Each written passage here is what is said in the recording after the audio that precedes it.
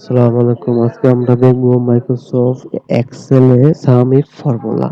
এবং sum if formula বা সূত্র, এই ফর্মুলা ব্যবহার করে আমরা কিভাবে অনেক সময়ের কাজ অল্প সময়ে করতে পারি।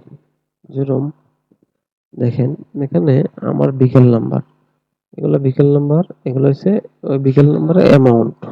এই বিকেল নাম্বার বিভিন্ন জায়গায় আছে, অনেক বড় ডাটা। সেটা এখানে আমি যদি এই গাড়ি বিভিন্ন জায়গায় আছে, আমি যদি এটা যোগ করতে যাই বা সামারি করতে যাই, এটা যোগ করতে যাই, তাহলে আমাদের সময় সাপেক্ষ ব্যাপার। সেটি আমরা এত সময় নষ্ট করব না, কিভাবে অতি সহজে করতে পারি সেটি দেখব। তো প্রথমে আমরা কি দেখবো, এই গাড়িগুলো আমার যে গাড়ি আছে বিকেল নাম্বার, এটি লিস্ট আছে আমার কাছে।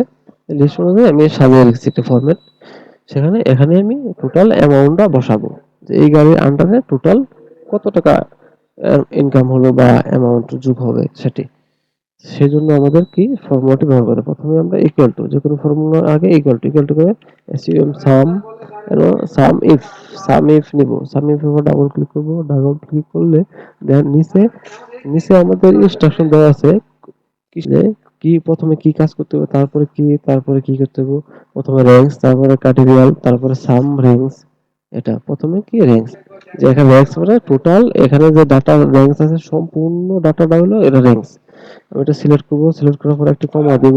দেখেন যে কমা দেওয়া কাঠিয়াল কি আসে আমাদের এটা, এটা আন্ডারে যে টাকাটা আছে যোগ হবে কাঠিয়াল। তারপর আবার কমা দিব, কমা দেওয়ার পর দেখেন সাম র্যাঙ্কস চলে আসছে। সাম র্যাঙ্কসে আমরা কি নিব, টোটাল যে অ্যামাউন্ট আছে এটা নিব। এটা নেওয়ার পরে আমরা ব্র্যাকেট ক্লোজ করে দিব বা এন্টার দিলে ক্লোজ হয়ে যাবে অটো।